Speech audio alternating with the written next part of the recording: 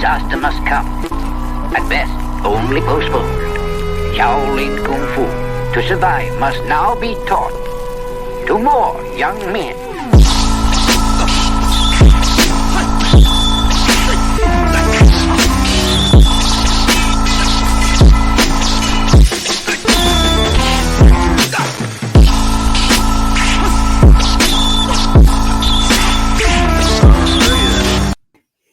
Welcome once again to another episode of Fists, Kicks, and Flicks, the podcast about martial arts, movies, and life. I am one of your hosts, Eugene Plowden, and with me as always, my podcast partners, Joe Harley, Angel Diaz. What's up, fellas? What's going on? What's going on? All right, if this is your first time with us, I want you to know we are members of the Martial Arts Internet Network. On Tuesdays, you have CTE with Chris, Los, and Travis. Wednesdays is us, Fists, Kicks, and Flicks with Gene, Joe, Angel, and Mike. And on Thursdays, you can get the Inside Scoop with Alex and Jeff. For more information, you can check us out on all of our social media platforms. Just look for the Martial Arts Internet Network on Facebook, Twitter, Instagram, and YouTube. Fellas, it's showtime. What's up? Let's get it. What's up, man? How you doing?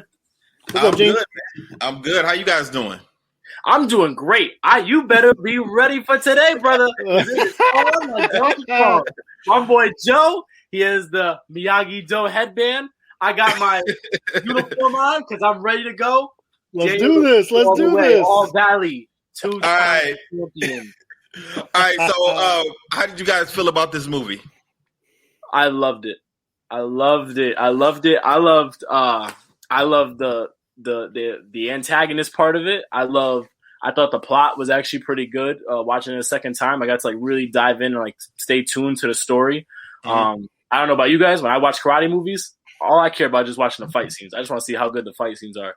Sometimes I'm right there with you. I'm right there with you. I can really care less about the story and the plot. I don't give a damn. Just tell me. I want to see some good kicks that I could use in a tournament. That's what I'm trying to look for. So, but I really pay attention to the plot, and man, I loved it, and I like the fact that they got back to a more karate environment. Thought it was really good. Mm-hmm. What about you, Joe?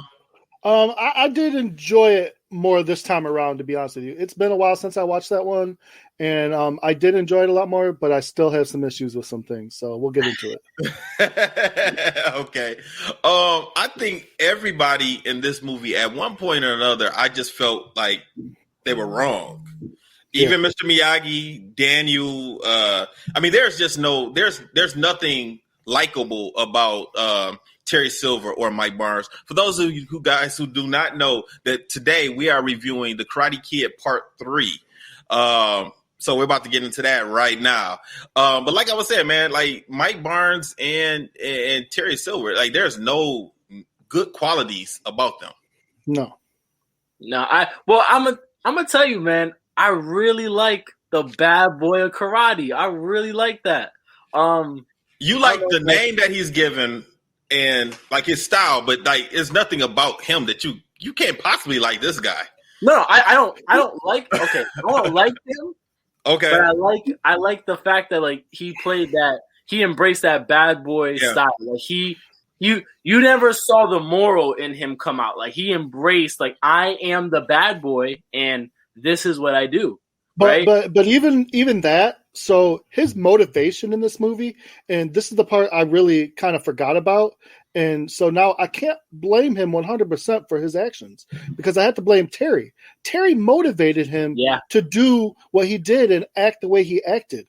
You get that kind of money, that kind of prowess, of course he's going to go out and after Daniel. Of course he's going to act the way he acted. I mean, I'm sure he still had that in him, but that was brought forth by Terry Silver.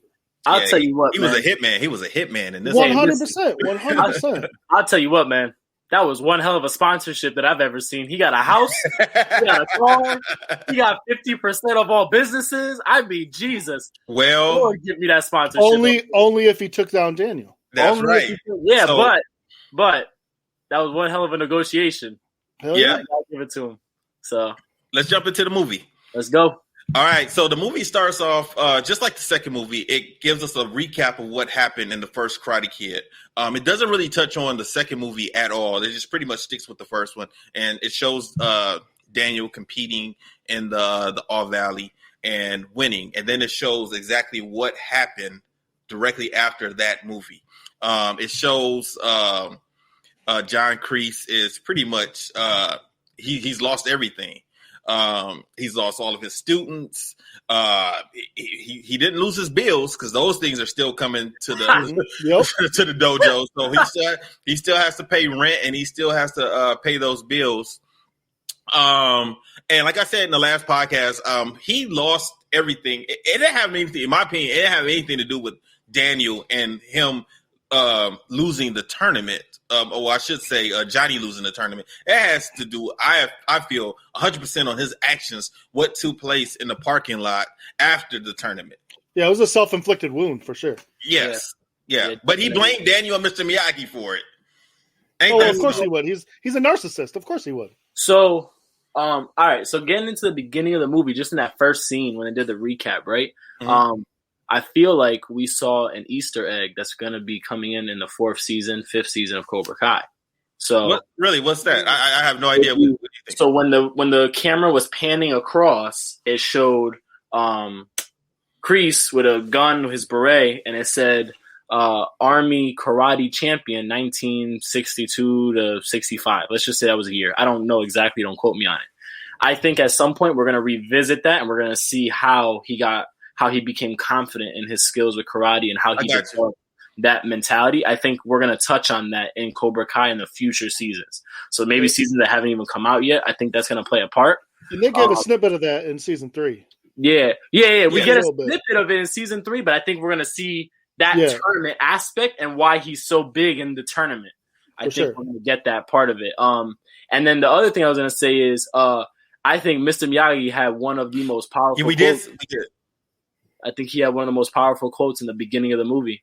I think when he was saying, for you to kill someone, to live without forgiveness in your heart is worse than death. I was like, man, that was a deep quote. So I like that one. Again, this time I got to pick up on all like the little things and it was really good. Yeah. I really don't know if they plan to have the John Kreese story in Cobra Kai season 4, or if the John Kreese story just might be its own spinoff. I think that's where they might go because there's a lot. Because I think in Cobra Kai season 3, that was at the beginning of his army time, and he spent quite a few years in the military. So there's a lot that they could do if he just has his own season of Cobra Kai, of a spinoff or whatever. But you're right. As a matter of fact, I got a plan right now. It's 1970 to 1972, the karate champion that he was in the U.S. Army. That's 2 years in a row, kind of like Johnny. There you go. Yeah, and Daniel. Yeah. I got a problem with that tournament too. I got a problem with Daniel's confidence in this movie when it comes to Mike Barnes, because Daniel, he just came off of fighting for his life and he can't handle Mike Barnes. That was a bad motherfucker, bro. I'm sorry. It's 100%. Bad. But I mean, goodness, but I would think that if you just fought for your life, your mentality is going to switch. It should. At least I think it should switch. And you just defeated someone who was possibly going to kill you if he had the opportunity. Mike Barnes was never going to kill Daniel. No. Hey, let me tell you something, though. His mentality did switch. Did you not notice when he went to the school, he was wearing a black belt? He wasn't even a black belt before. Nope. He made rank all of a sudden, man. He's I mean, it's probably that black belt from number 1 that he stole still. Oh, of course still it not was. even his. Yeah, of course it was. Of course it was. So, John Kreese is dejected. He decides just to give up. I don't even think he knew where he was about to go. He goes to Terry Silver's place. He has a nice place. This guy is a rich guy. He's into what is he into? I want to say waste management or sludge. Yeah, it sounded like waste management. He was dumping like chemical waste in like places that weren't allowed, right? Yeah. So he has a very, very profitable profitable business. So he goes to visit him in his house, and he's working out. He's sparring. He has some sparring partners, and he's beating these kids up. He's hitting them with spin kicks and all types of things. And then him and Johnny speak, and Johnny. I mean, I'm sorry, not Johnny, but John Kreese. Kreese tells him, like, look, that's it. I can't do it no more. I owe you for the back rent, but this is it. But Terry Silver wasn't taking it. He wasn't going to take the keys back. He wanted to know what happened. And John Kreese told him the whole story with Daniel and Mr. Miyagi and how he lost the business. And Terry Silver decides, okay, I've heard enough. I'm going to send you on vacation. I'll take it from here. That's a good friend. Yeah, a real good friend. Yeah. Well, he does tell him that we do hear that Kreese saves Terry Silver's life multiple times in Vietnam. Yep. In Cobra Kai season 3, we see one. So that should be good. I really hope that when they do, I really hope. I'm leaning toward the spinoff now because there's so much that they can do with a John Kreese spinoff as opposed to just trying to slide in different little pieces into a Cobra Kai season. I agree with you. I think again, watching this again, I can see more how. Again, like just naturally, they have so much stuff they could work with, man.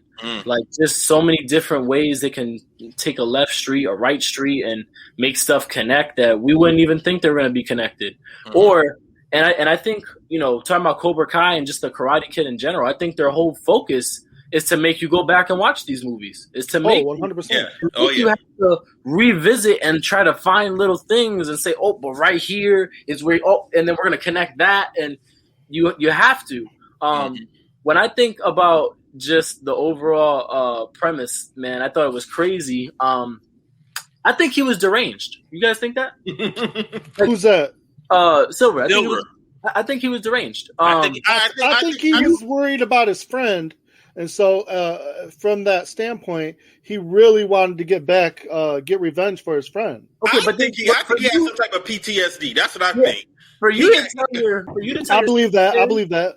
For you to tell your secretary, I think her name was like Marlette, Margaret, clear my schedule because for the next few weeks we're focusing on revenge. I never heard that before. And then he said he's telling Kreese, okay, mind you, we're thinking Daniel's like an 18-year-old kid going to college, right? His freshman year. He's under 18.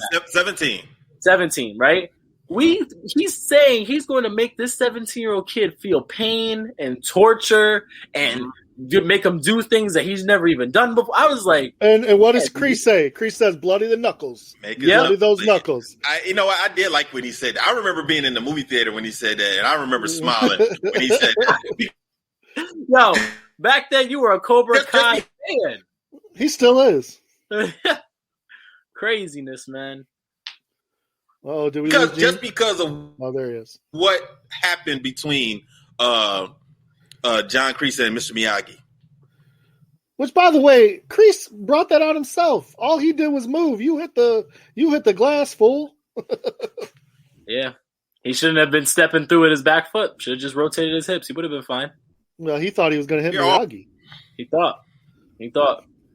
Hey, I thought not even to jump ahead. We're just gonna set this up as a nice little segue for later. But man, if you thought Mr. Miyagi had no skills, you gotta think again. That's all I'm gonna say. We'll set that up for later. So, after John Kreese gets out of Terry Silver's car, he walks out. We see Mr. Miyagi and Daniel. They come back from Okinawa, and. Daniel was trying to surprise his mom. They go to the apartments and find out that the apartment building has been sold and is now going to be condos. And, he calls his mom and let her know she's not in town. Once again, she's back. Actually, the funniest part in the whole entire movie. Oh, my God. Yeah, because you know what? They were expecting her to pick them up from the airport. Yep. And she wasn't there. Not even though Daniel did say he told her the wrong day, but just think if he hadn't, like she was back in New Jersey taking care of Uncle Louis, who was sick, who had emphysema. Yes. So we find out that Kumiko was not coming. She was supposed to come to LA. She decided that, she had a big opportunity in Japan and she had to go deal with that. Tell me this. We saw how that went. This is my issue number one. Mm. The director of these movies. Why are they treating Daniel like he's a James Bond? He get a new girl every movie. Well, he really didn't get a new girl in this movie, though. Technically, no. Right. But yes, he got a new girl. Every movie, there's a new girl. And Daniel's son is not James Bond. That's all. That's my first problem with this third movie. The movies. Man, Come on. You get the All Valley, you get whatever you want. I guess. Hey, so talking about her being, she's dealing with the Uncle Lou. We got emphysema. I'm gonna tell you right now, man. I would never want her to ever take care of me.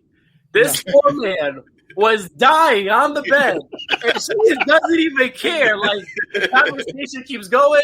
She got to talk to her baby. Yeah. She got to talk to her baby. Uncle Lou talked to him in a week. That poor man was choking, throwing stuff at her. Yeah. I don't want her ever taking care of me. Ringing the bell. Right. Yep, ringing the bell. Now, what I did not understand is I didn't understand why Yukie did not come back. So if Kumiko is leaving, she's gone to Japan, and Miyagi left. Yukie asked Mr. Miyagi in the second movie to come to America with him. She said, "Take me with you." So I was surprised that she did not come. Like, why would she stay? Mr. Miyagi said that they built a house for her in Okinawa. It has never sat right with me that she didn't come. You guys have any theories of why you think she didn't come? Miyagi don't want to be tied down. So you're going to make Mr. Miyagi James Bond. I'm sorry, I couldn't help it. It was just sitting there. I think Mr. Miyagi, I think Mr. Miyagi, I just feel like with him and just the way he moves throughout every movie, all his actions, I feel like he's unselfish and he never wants to make it seem like he wants anything. He wants it to be where it's organic and it's natural and it happens. And I feel like for him, in all seriousness, I feel like he just has too much pride to let her come over there and leave just Okinawa in general. Yeah, but she had nothing. Like, there was nothing there keeping her there. Like I felt he should have brought her.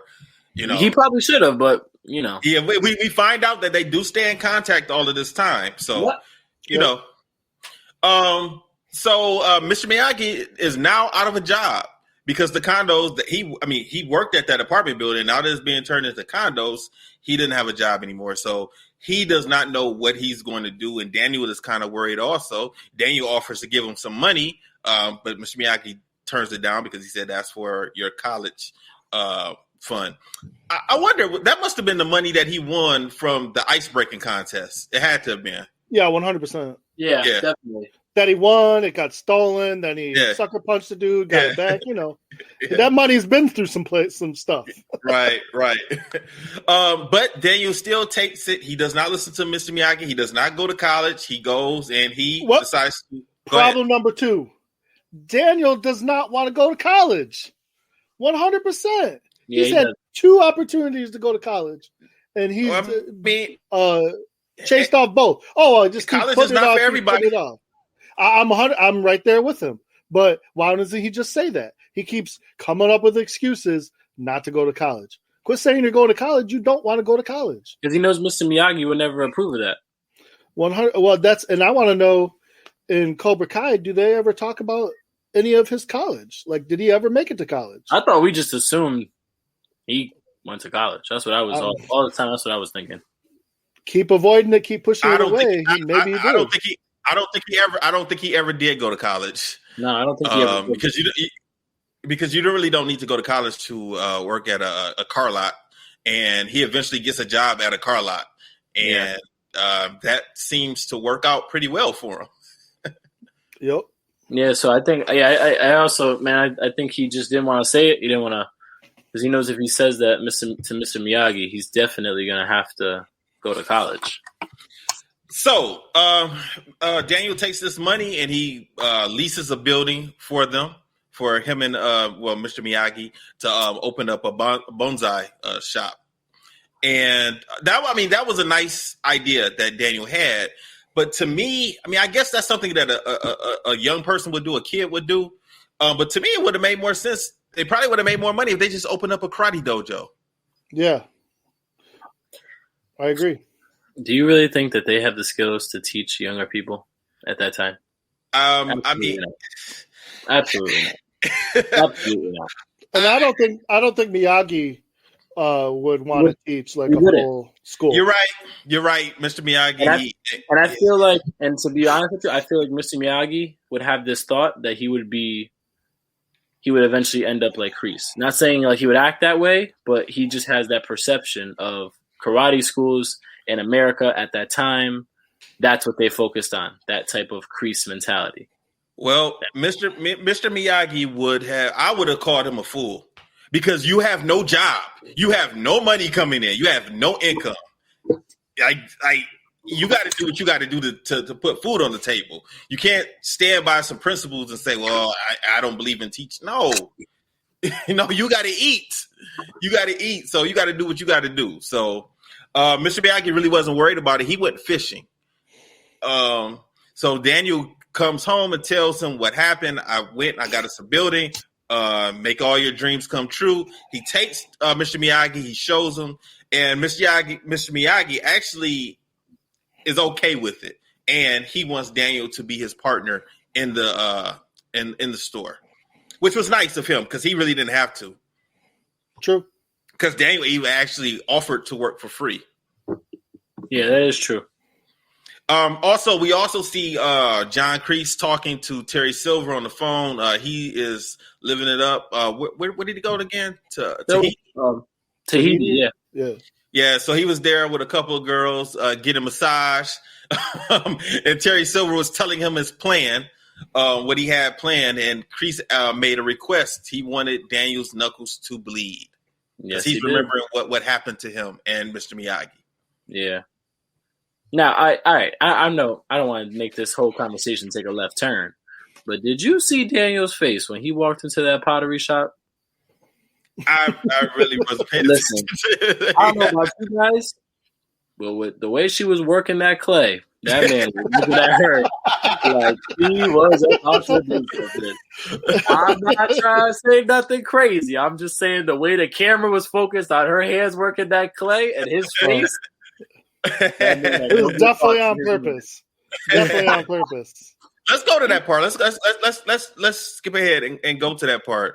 Mr. Miyagi, actually, you know what? So Daniel comes to the shop one day, and he brings a letter from the All Valley, and he wants to compete in the tournament. Mr. Miyagi doesn't want him to compete. Mr. Miyagi is working on a tree. He's doing some. I guess he draws out what he has in his head, and then he just clips the tree to look like his drawing. And he kind of blows Daniel off and tells him to go across the street and find some pots for the bonsai trees. And that's when Daniel walks in and he sees Jessica. And she's in there, like you said, Angel. She's making a pot. Daniel goes over, introduces himself, and tells her exactly what he wasn't making a pot. She was working the pot. Let me ask you, what did you think of Jessica? I didn't get a good vibe from her. She was annoying. Yeah, I don't know. I guess I hate, for all the fellas listening out there, don't do this. Don't do what I'm about to say. But comparing her to the other two women, I'm like, I wasn't a fan. Don't do that, though, guys. Don't do that. You're young. You can get away with that. Oh, don't listen to Joe either. Don't listen to Joe, man. Don't listen to Joe. Oh, man. I mean, it works out because it's not like she's available anyway, so. Yeah, I guess. I mean. It looks like I'm freezing up or something. Go ahead if you guys can hear me. Yeah, no. You're back. Listen, man. Like how you said, she was annoying. There's just some aspects of her, I don't know, man. I guess especially like how you were saying, Joe, like if we're gonna treat him like James Bond and you're gonna introduce a new girl every time, I felt like she just didn't mesh well with the past two. I feel like her presence wasn't. And when they get ready later to go out on a quote unquote date, she even admits that when she tells him, "Oh, I have a boyfriend," I felt like I had to tell you that. She even admits she came on strong. Yeah. So I'm like, of course, Daniel was like, "Oh yeah, Listen, when you make things didn't work out with Kumiko, so now I'll bounce right back." When you make eye contact with someone while you're working some clay, that's about as strong as it gets. There you go. You're basically telling them something. They're basically saying, "I want you to." If I would have. If I would have saw this movie now, in today's time, if this was the first time I ever saw it, I would have thought that Jessica was working with Terry Silver and Mike Barnes. That's a good. I would have thought that she was trying. I would have thought she was trying to set him up. That's a really good point of view. Yeah, you should have wrote the movie, Gene. I didn't even think about it that way. I like that. So he introduces himself. He lets her know the type of pots that he's looking for. And then, like you guys said, she kind of came on strong because he said, "I'll see you later." And she's like, "When?" And he said, "Oh, what about tonight?" And there you go. They have a date. He went back and he actually, when he walks back to talk to Mr. Miyagi, Mr. Miyagi hands him the letter back and he thinks that he signed the registration form for him to compete in the tournament. He gets excited and then he finds out that he didn't. Also, we found out in this scene also that Daniel, since he is the returning champion, he only has to have one fight. He doesn't have to go through the rest of the tournament like everyone else. I thought that was weak. I thought that was so weak. Well, let me tell you, man, from personal experience, tournaments still do this. And it is the most annoying thing to see. It is.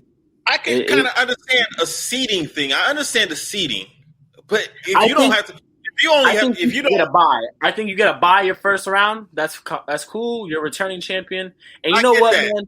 And let me just say this for anybody who's watching this: if you're a real fighter, you will not take the bye. Let's just call it like it is. You will not take the bye. You're there to fight. You're there to do your thing. So if you take your seeds, whatever, do your thing. We all know you're probably not winning that division anyways. But if you're a real fighter, you don't take that. No, I never liked the buys, and I never liked winning by the other person getting disqualified. If I could avoid it, I would always say, "No, don't disqualify him. Let's just fight it out." Yeah, if they were cool with it. And I definitely agree with that. I think I think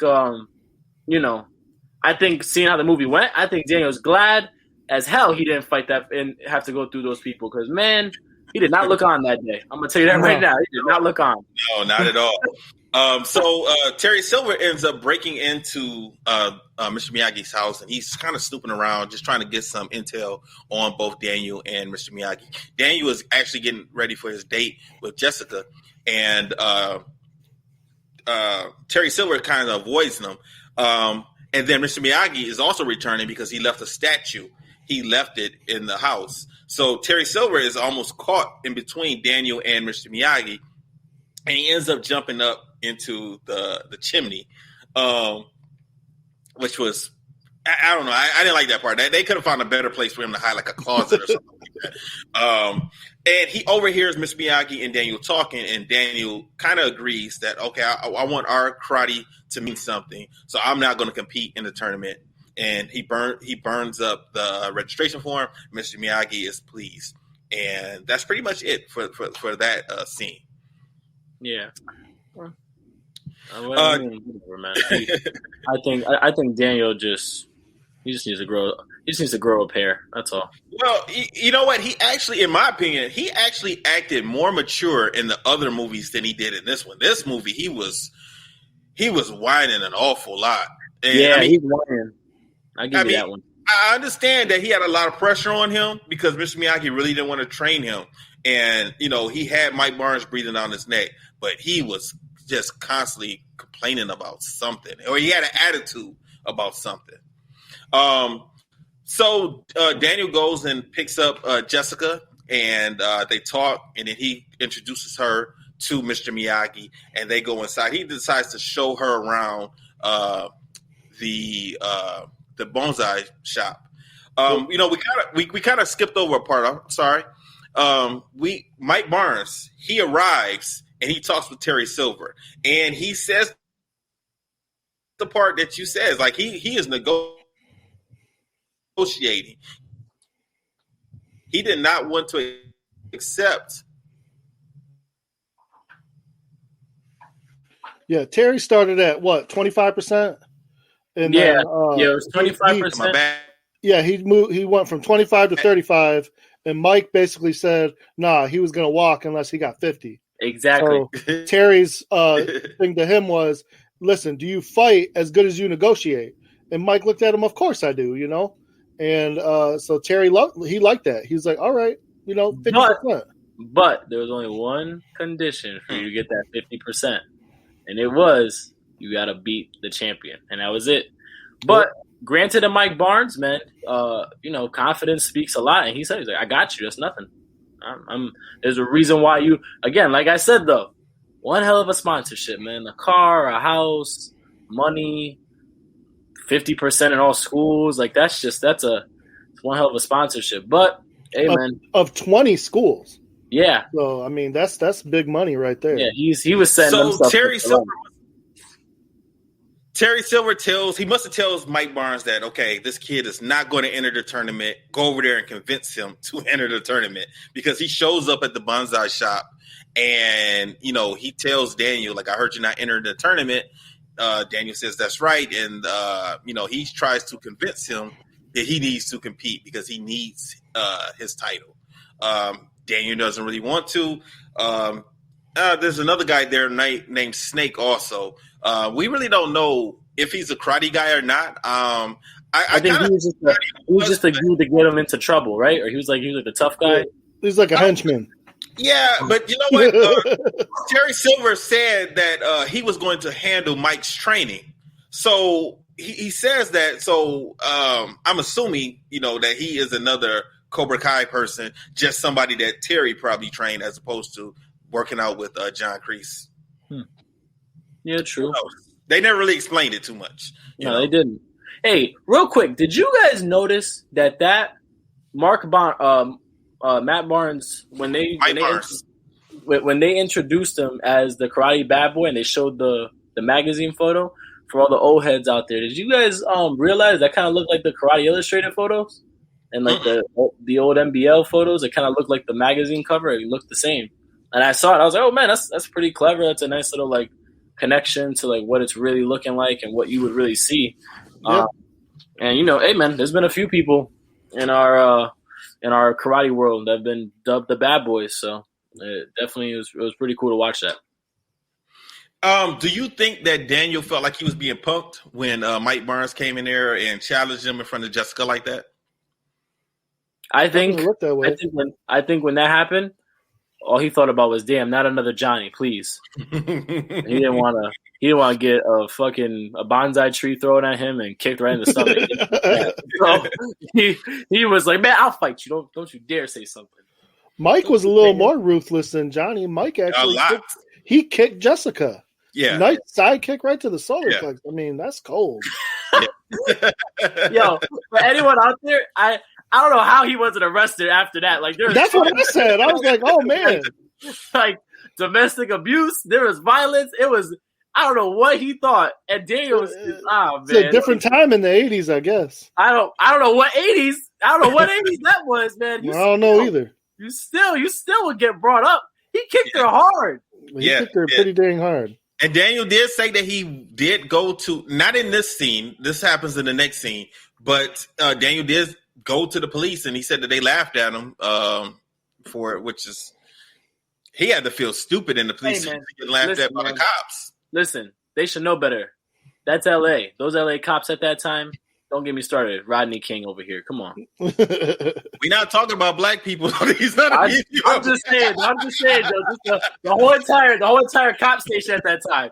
Come on, man. No. They were really the most proactive group out there. So they're probably like, man, she got kicked in the stomach. She'll be okay. I got people dying on my streets. Like, there's way more things I could be doing. So So the next scene after that, Mr. Miyagi and Daniel are training there. Mr. Miyagi is teaching him another kata when Terry Silver shows up. Now, this is the first time that they've come face to face with him, so they didn't even know him. And he tells them that John Kreese has died. He comes and says he's bringing an apology from their master in Korea. And, you know, he's playing a good role in this scene because, you know, they fell for it. They didn't think that he was a bad guy at all, you know. He bows to them. He shows them respect. And, you know, they fell for his lie. Yeah. No, well, amen. They were really good at that.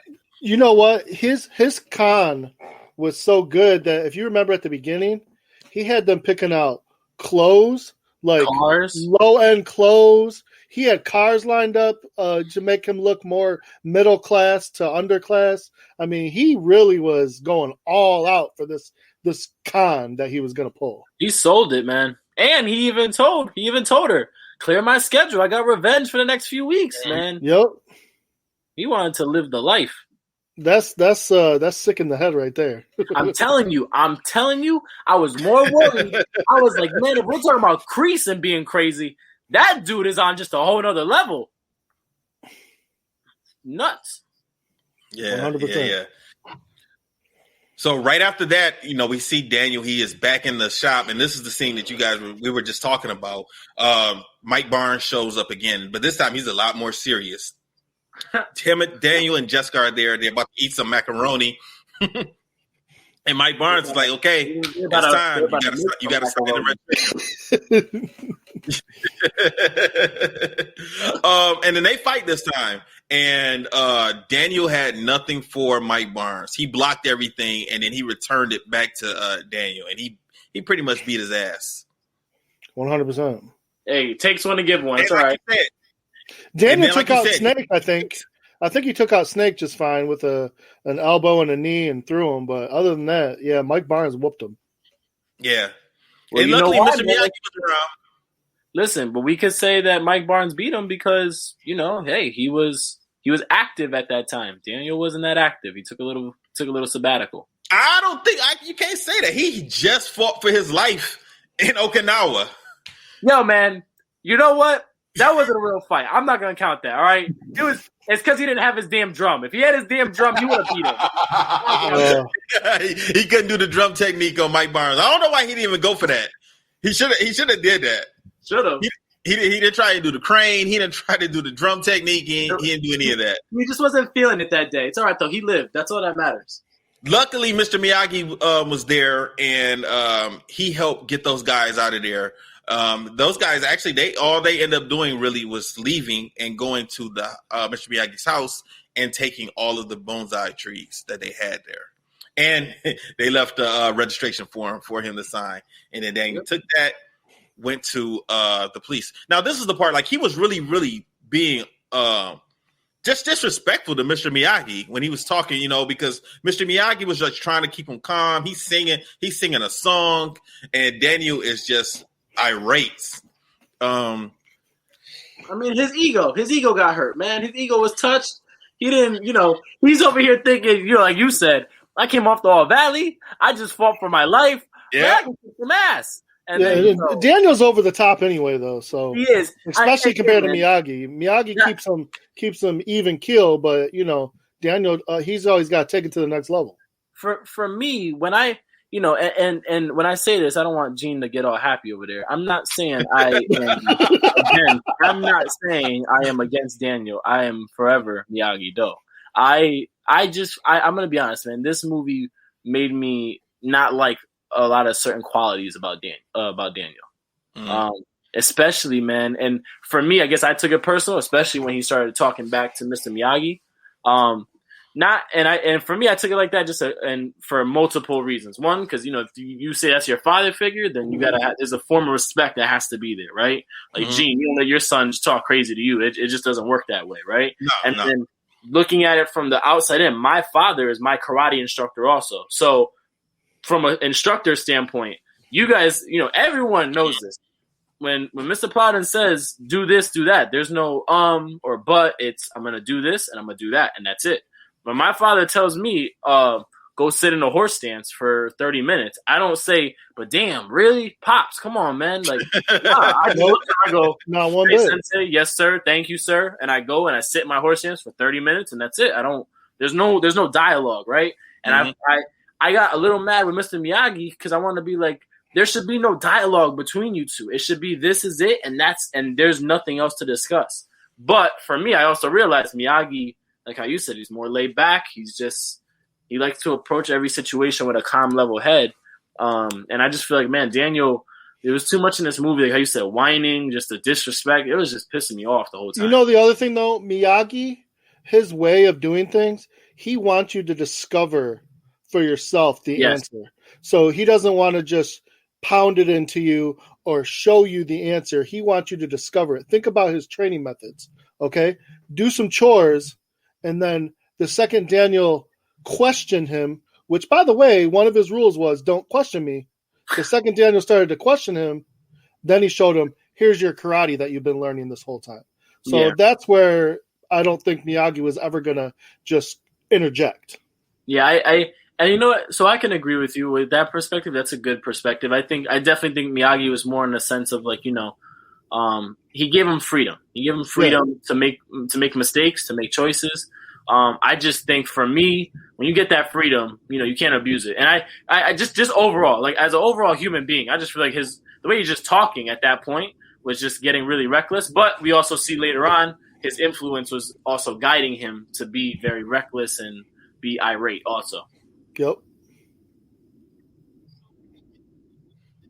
So what Daniel does after that, after the trees are stolen, he knows Mr. Miyagi doesn't have any money. He knows he doesn't. His funds are limited. They put all their money into the tree shop, the bonsai shop.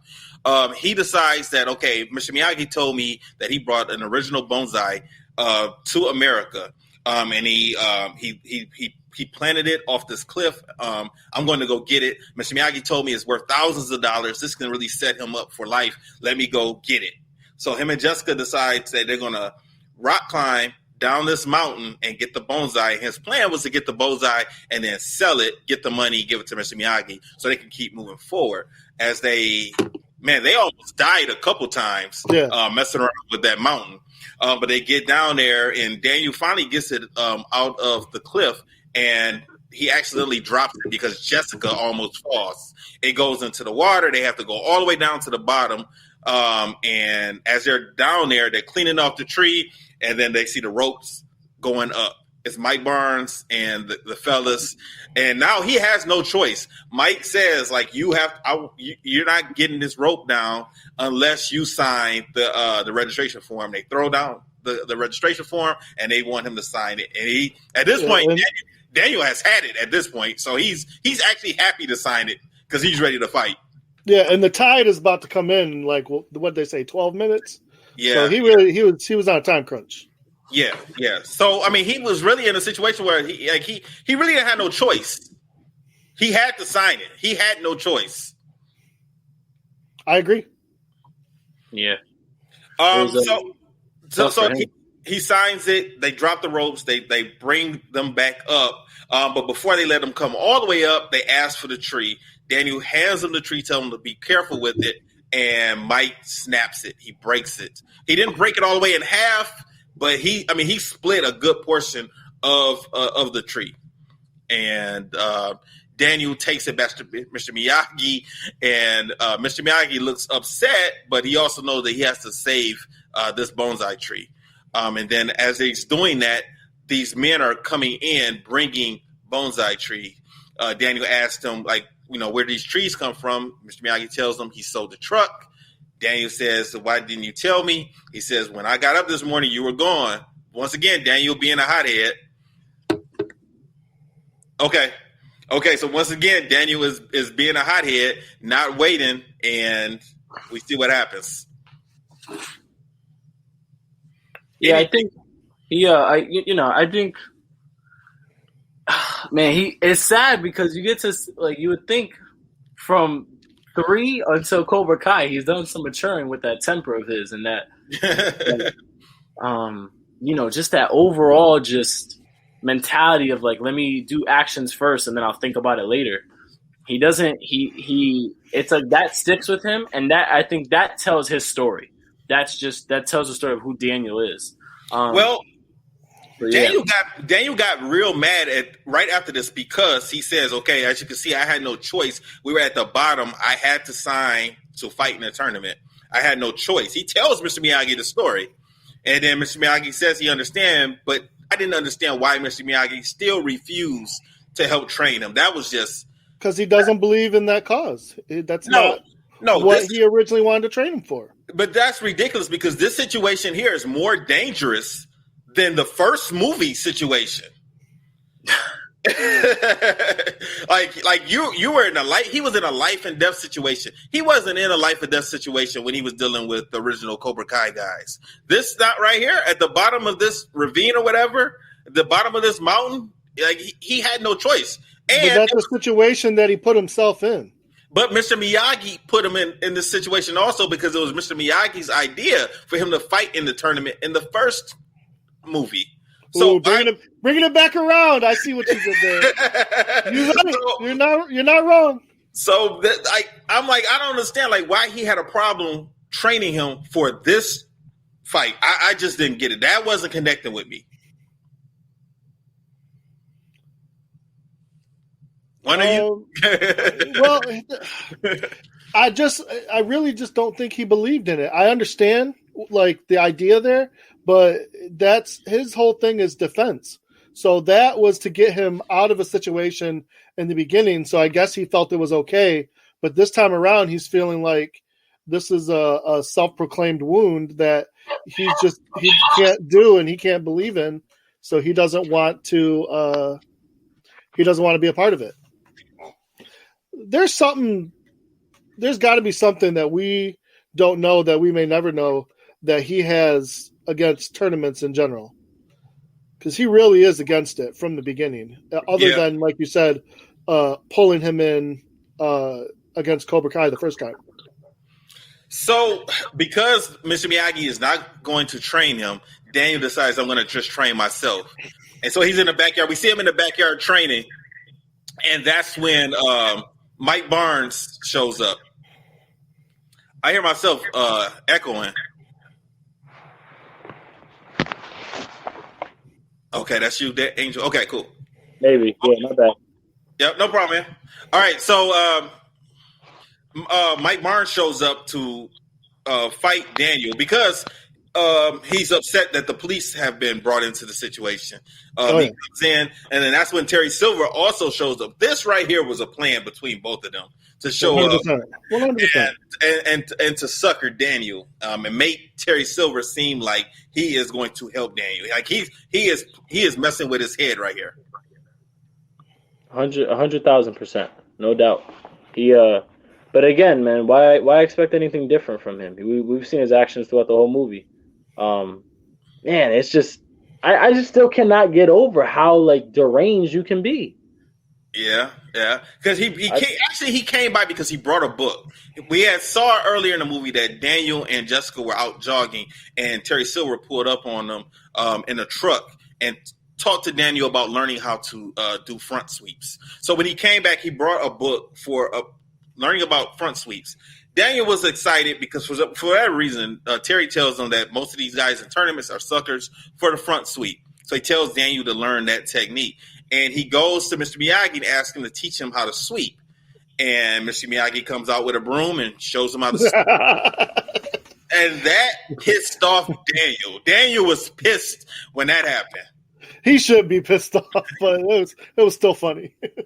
Do you think Mr. Miyagi knew exactly what he was talking about? Of course he knew. Yeah. Of course he knew. I don't know. Because he didn't say front sweep. He said, "Can you teach me how to sweep?" That's all he knew. He knew. Even Jessica was laughing. Come on. So after that, Daniel goes and he talks to Terry Silver and he tells him that he wants him to train him. Would you have went to Terry Silver and asked him to train, or would you have continued to train yourself? I would have never gone to Terry Silver. I would have just trained myself. Yeah, because he really didn't know him. Like he didn't know him. He was Cobra Kai. Like, yeah, even if you believed in his bullshit, I'm not going to disrespect my instructor that way. exactly. Or I just wouldn't do it. If I decided to do that, I would want the blessing of my instructor, right? Which he was never going to get. That's another thing. Why didn't Mr. Miyagi? Why didn't Daniel want Mr. Miyagi to know that he's training with Terry Silver? Because he knew it would hurt him. And let's just be honest, man. He doesn't want to hurt him. He just doesn't want to. If you ever got to go behind someone's back to do anything, then you're probably not doing the right thing in the first place. Exactly. 100%. That right there should have made it clear. Daniel was actually in a lose-lose situation right there because he had to train, and there was only so much training. Like how he is a gold belt, yellow belt, or purple belt at technically his skill level. I would not expect a gold or purple belt to train themselves for a tournament. Like, that's unreasonable to ask that, Yeah. Well, if we're going to look at it, man, at the end of the day, he thought he wasn't training for the first one. So what makes a difference now? Like, he should have had trust in, he should have had trust in Miyagi and should have said, you know what, man, he convinced me the first time that I was doing nothing and I really was doing something. Maybe now I can do that. So that's why I'm like, I don't know about that. Okay, so let's talk about the training. So real quick, we're going to breeze through his training. So he's training with Terry Silver, and Terry Silver is teaching him different things. He's trying to get Daniel to be more aggressive, but he's actually hurting Daniel at the same time. He's trying to get him to sweep 2x4s. He's trying to get him to hit boards with his elbows, punching boards. His knuckles end up bleeding, just like John Kreese wanted, and he is getting more aggressive. Extremely aggressive, and I really am disappointed in Daniel for turning to the dark side so quickly like that. Yeah. Like, he really believed in Terry Silver's what was it, the Silver method, quick method of training? Quicksilver, yeah. Yeah. Like, he jumped into that so quickly and just unlearned everything he learned from Miyagi. And once again, he yells at Mr. Miyagi because Mr. Miyagi, the first time he hurt his foot, and Mr. Miyagi brought him something to heal his foot. Daniel sneaks into Mr. Miyagi's room the next day because his elbow is hurting from those swinging elbows that he was throwing on the board, and he wanted to heal his elbow, so he snuck in and put his arm in the solution to fix his elbow. And Mr. Miyagi approaches him and asks him why is he doing this to himself, and he just snaps. And I actually understood Daniel. I wouldn't have talked to my instructor or my father like that. But like, look, man, you're not helping me train, and I gotta fight. That he snapped out of frustration and out of disappointment together, I believe. Yeah, he's disappointed himself for his actions and that he's sneaking behind Mr. Miyagi, and he was afraid he was going to get caught. Mm-hmm. And he was being a little bit whiny to Terry Silver also, but Terry Silver found a way to get him to overcome that whininess and to push through because he was still hitting the boards with elbows. Yep. No, Terry Silver just denounced everything he believed in and told him, if you want to win, do this. And Daniel believed in it because all he had on his mind was getting to that tournament and defending his title. Yeah, man, when you just look at the overall way of how Silver just manipulated him, you could just tell, man, he's had practice at that. In my opinion. And it's the Cobra Kai teachings, I'm sure. Yeah, and we see that in the next scene because Daniel and Jessica decide to go out on a date. This is the night before Jessica leaves. They go out on this date, and there's a situation in this club they're at. They're dancing. Terry Silver sneaks in, and he tossed this guy into coming on to Jessica. And Terry Silver goes over. He speaks to Daniel and Jessica. He paid the guy. Well, he attempted. He told him he was going to pay him. He didn't pay him. He told him he was going to pay him. Yeah. Because after the guy gets his nose busted, he asked, "Where's the guy with my money?" But was Daniel wrong? So the guy comes and puts his arm around Jessica. He's flirting with Jessica. He wants to talk to her. Daniel steps in between him, tells him to leave them alone. The guy pushes Daniel. Daniel turns around and punches this guy in the nose. Was Daniel wrong for punching him? Yeah, 100%. There, you could have got out of that so many different ways, especially with the Miyagi training. What do you say, Angel? I definitely think, yeah, man, he was wrong. You know, I feel like, again, like, we're back to this whole thing with Daniel always wants to, like, throw punches, wants to do everything first, but he doesn't want to think. And especially, again, but then again, at the same time, you know what? Hold on, let me play devil's advocate here. Then, especially at the same time, though, he saw his girlfriend get kicked in the stomach, and ain't nothing happened. He's birthday, man, I'll bust you up. It ain't nothing gonna happen to me either. So, the guy, maybe that played a part into it. He just got punked in front of her the last time. He can't get punked again. You get punked again, man, you might as well just never talk to another girl. Okay, but the question was he wrong? Yes, he was wrong, but it was going to happen. With the Quicksilver training, that was the whole point. It was going to happen. But I don't think he was wrong. I don't think he was wrong. You wouldn't. No, I wouldn't. No. Cobra Kai, you die. Of course you wouldn't. Gene, I promise you, man. You just always I'm starting to see, brother. You're on the side of violence now because you just want to go and say now that Daniel looks bad. Oh, I'm with Daniel. But when Daniel looks like a hero, nah, man, F that. Daniel looks terrible. He should never did that. Neither one of you guys are going to sit here and tell me that if you guys are out with your girl or your wife and somebody hits on her and then pushes you in the back, you're not going to turn around and hit them? No. I'm going to get in his face. I'm calling bullshit. No, you don't have to, because here's the thing, Gene. Okay? With my martial arts training, I need more than just a push. That's still assault. That's still assault. That's still assault. But I'm not. That's not me. I've been in situations like that. Okay, a push ain't gonna push me. Okay, I'm gonna start talking, and you swing on me, then it's over. It ain't nothing to talk about. It ain't nothing to talk about. Like once somebody else put their hands on you, there is nothing else to talk about. You can hit them. Listen. That's not my style. You can hit them. It doesn't mean you should hit them, right? That's number one. Number two. Let me tell you what. Just kind of how. See, this is why me and Joe are Miyagi Do.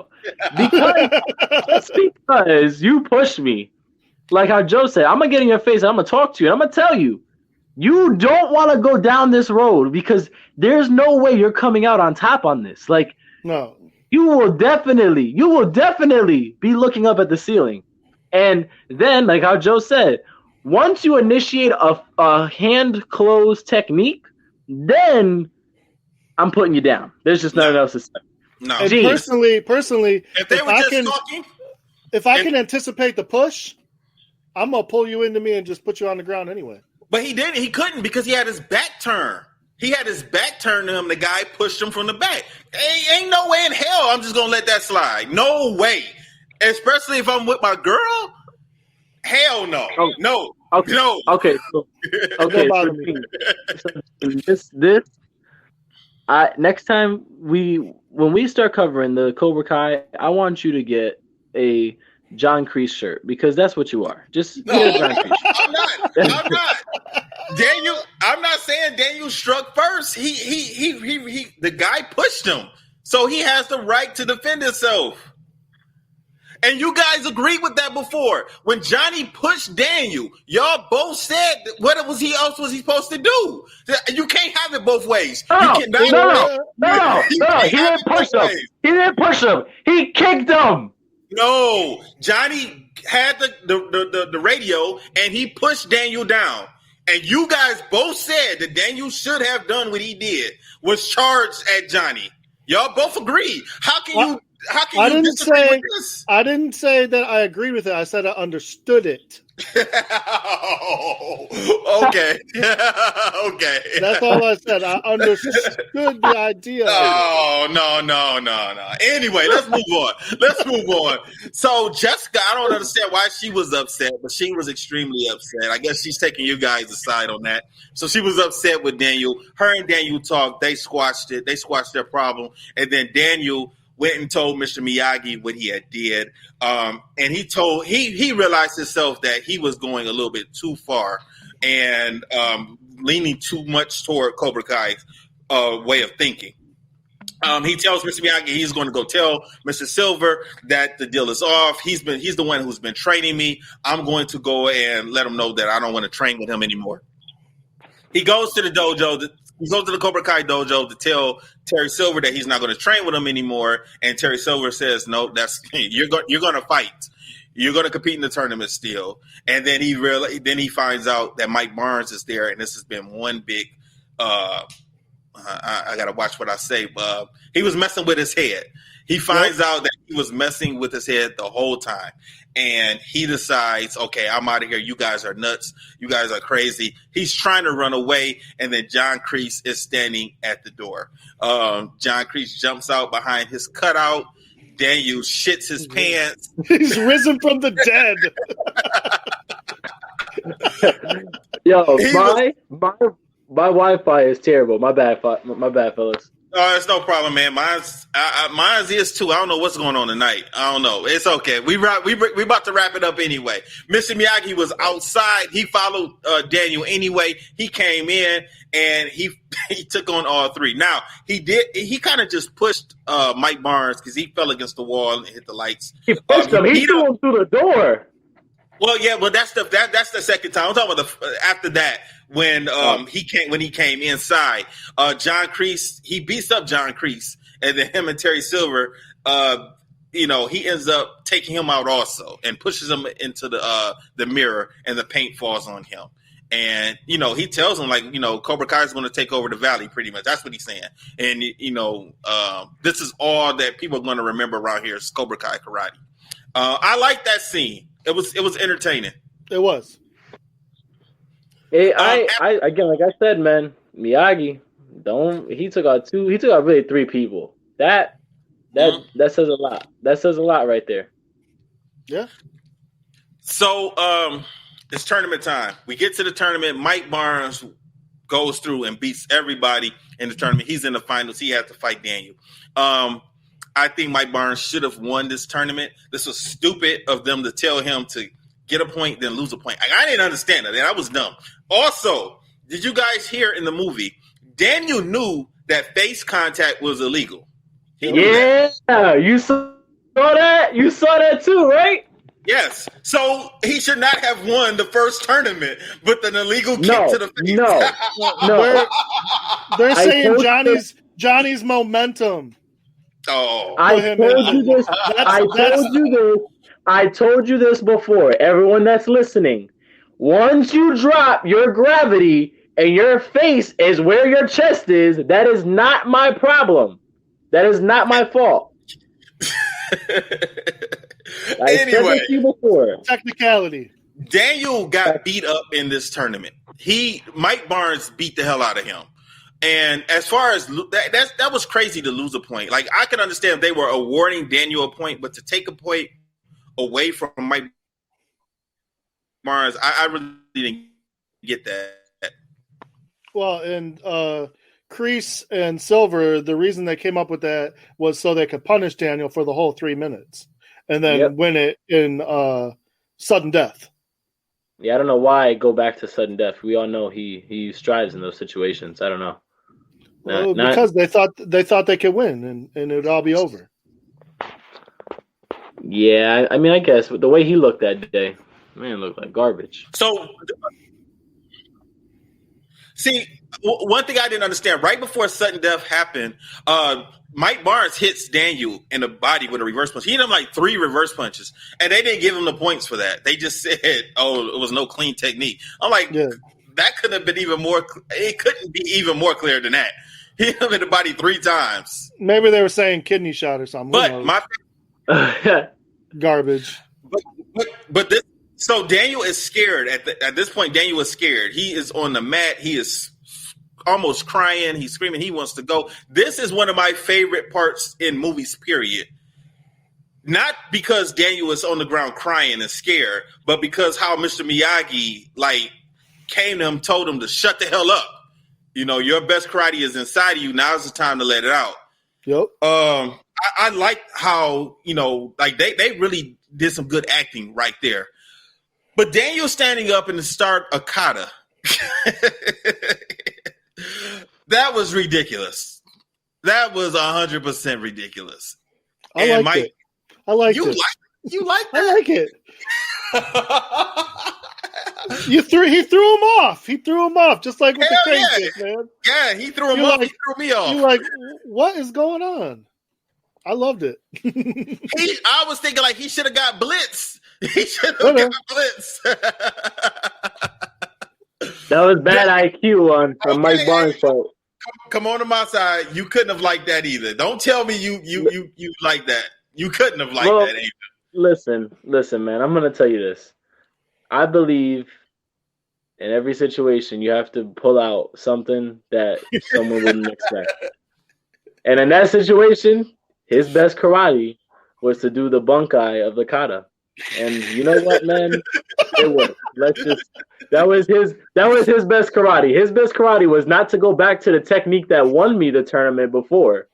It was to do the bunkai of the kata. You know what? God bless him. It worked. Like I told you, though, he won an All-Valley Regional in California. It's not like he won the Nationals. It's not like he won a Diamond Nationals of the junior division. He really just won the All-Valley. So there's so many ways I could poke hole in this, but Miyagi-Do till I die. So God bless him. Yeah, so then he grabs him, flips him over, gets a punch to the body. It's over. He wins in sudden death. I love the ending also because Daniel runs over to Mr. Miyagi. He's thanking him. He gets ready to bow, and he stops the bow, and he jumps in Mr. Miyagi's arms, and they hug. This is the first time we see them touch in all 3 movies. We never see this type of emotion or this bond. Yep. And, that was great. I like that. I like that a lot. No, it was definitely good. It was definitely good to see the emotion, the raw emotion come out of both of them. Yeah. So that's the end of the Karate Kid Part 3. We put a survey out, and the survey says they want us to watch the next Karate Kid next. They want to torture us. Yeah. Yeah, you guys are killing us, man. Come on. So that's our next movie, the next Karate Kid. That's going to be a rough one.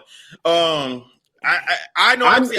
Listen. I just saw it for the first time in August. Was the first time I've seen it. It's going to be rough. I don't know. Did you guys see it already? I've seen it a few times. Okay. So you guys know what we're in for. I saw it once and I hated it and I never watched it ever again. So now the fact that I see it, and you know it's crazy, it's on Netflix. So now it's like I have access to this. I'm just gonna tell everybody that's listening, you guys really put us in a hole in this one. So don't expect for either of us to be at any side. We're just gonna look at this for just what it is. We're just gonna look at this for what it is. Yeah. So we're gonna review that movie next. That's gonna be our next week. And you know, hopefully there'll be some type of tie-ins to these other movies in the future with Cobra Kai.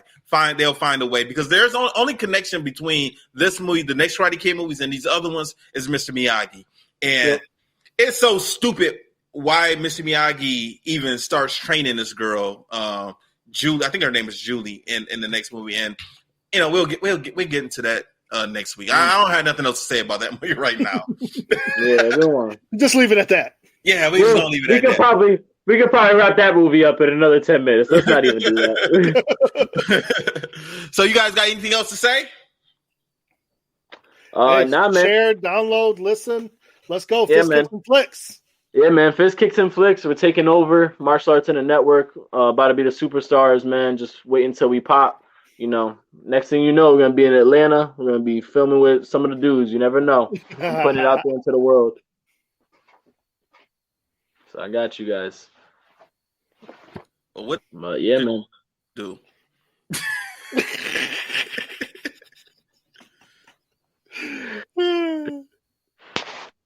So it was a good one. Hey, also, I think the director did that.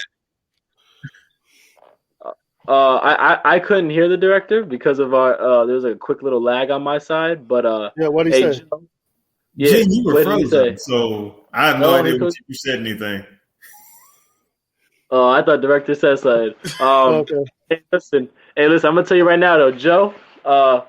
Good way for us to gang up on Gene this week. We brought the props out, show how serious we are. Hey, letting you guys know, I got another shirt. I'm gonna surprise you guys next week. Can't wait. No, I'm gonna surprise you guys in 2 weeks. I'm gonna surprise you guys in 2 weeks. Because I'm gonna show you something. You never know where I might go. All right, man. All right. I'm about to wrap it up. All right, that's it for Fist Kicks and Flicks this week. Make sure you guys check out my comic strip at jumpkickcomic.com. Make sure you go over to blackbeltclothes.com. Get you some gear. For everybody here at the Martial Arts Network, Fist Kicks and Flicks, CTE, the Inside Scoop, we will see you later. Director, play my music. Disaster must come. At best, only postponed. Shaolin Kung Fu, to survive, must now be taught to more young men.